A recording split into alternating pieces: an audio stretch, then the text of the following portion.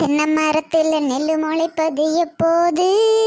அடிப்பெண்ணே உனது எண்ணம் பழிக்கும் அப்போது. தென்னை மரத்தில் நெல்லு முளைப்பது எப்போது? அடிப்பெண்ணே உனது எண்ணம் பழிக்கும் அப்போது. பாறையில் மீன் பிடித்தாய் பாவி கோரையில் பூ பறித்தாய். பாறையில் மீன் பிடித்தாய் பாவி கோரையில் பூ பறித்தாய். தென்னை மரத்தில் நெல்லு முளைப்பது எப்போது? தென்னை மர சோல தென்றல் வரும் வேல நெஞ்சிரண்டும் கூடி கொஞ்சனமே ஜோடி. கொள்ளையில தென்னை வைத்து குருத்தோல பெட்டி செய்து சீனி போட்டு நீ வளர்க்க செல்லமாய் பிறந்தவளோ. தென்னை மரத்தோப்பினிலே குயிலே குயிலே என்ன தேடி வந்து சேதி சொல்லு குயிலே குயிலே.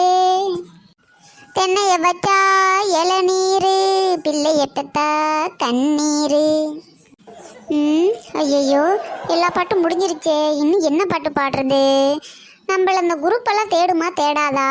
என்ன பண்ணிக்கிட்டு இருக்கோம்? ஒருவேளை சனியை ஒளிஞ்சிருச்சுன்னு நிம்மதியாக இருக்குங்களோ? என்ன பண்ணுறாங்கன்னு பார்ப்போம். என்ன பிரச்சனை வந்தாலும் பேசிக்கலாம். இந்த இடத்த விட்டு நகர மாட்டேன். போராட்டத்துக்கு மட்டும் யாரும் வரல, அவ்வளவுதான். தெய்வம் தந்த வீடு வீதி இருக்கு, இந்த ஊர் என்ன இந்த வீடு என்ன ஞான பெண்ணே.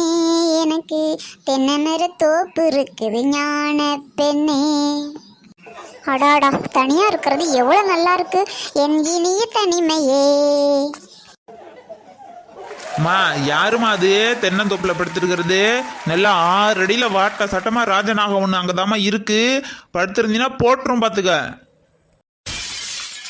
ஐயோ பாம்பா!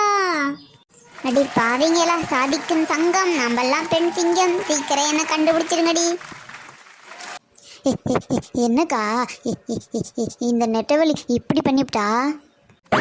எங்களோட நின்று ஒழுங்கா காய்கறி தான் வாங்கிட்டு வந்தா. தேங்காய் வாங்கிட்டு வரேன்னு சொல்லிட்டு பக்கத்து கடைக்கு போனேன். அவ்வளோதான். அப்போ பார்த்தது தான். நாங்களும் மார்க்கெட்டு பூரா சுற்றி வந்துட்டோம். ஒரண்டையும் காணலை.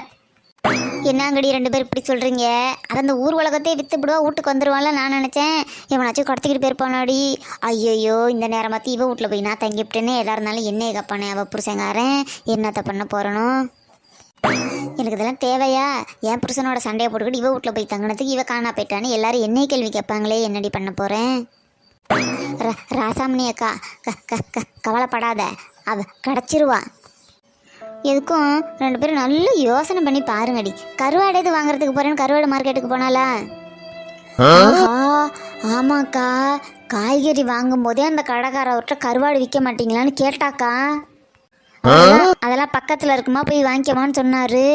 ஐயோ, அப்போ நான் அங்கே போயிருப்பாளாக்கா? கன்ஃபார்ம்டி, அங்கே தான் போயிருப்பா. வேறு எங்கேயும் போகிறதுக்கு வாய்ப்பே கிடையாது.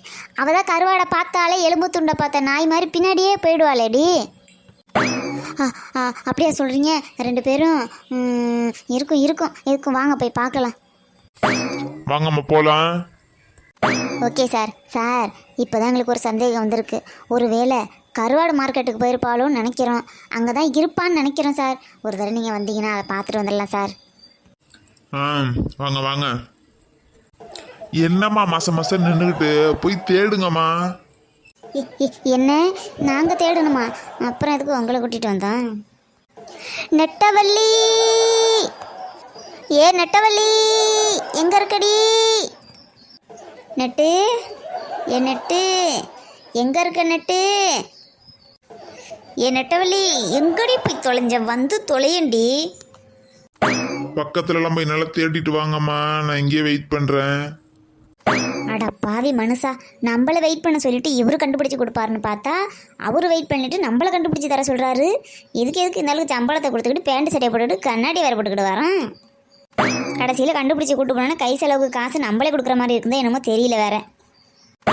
நெட்டவள்ளி சீக்கிரம் வந்து தோலடி. என் மாமியா வேற திட்டுவாடின்னா வீட்டுக்கு என்ன போகலடி. இங்கே பாரு திக்குவாய் தினுசா, எனக்கு என்னமோ சந்தேகமாக இருக்குது. அவள் திட்டம் போட்டு தான் எங்கேயோ போயிருக்கா போல இருக்குது. தெரியாமல் காணா போயிருந்தா இந்நேரம் நமக்கு ஏதாச்சும் தகவல் வந்திருக்கும்.